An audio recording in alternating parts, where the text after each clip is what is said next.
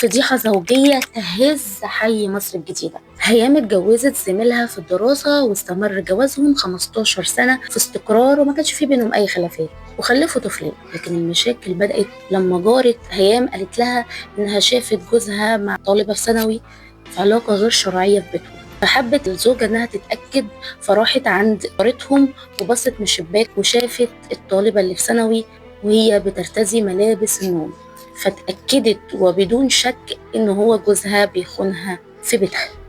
فخافت على أولادها وحاولت الانفصال عن جوزها بهدوء بدون فضايح، لكنه رفض جدا، وده اللي خلاها تطلب الخلع. هيام أكدت إن خيانة زوجها ليها بالشكل ده أثر جدا على نفسيتها، وبقت تتعامل مع الموضوع بحذر شديد عشان نفسية الأولاد.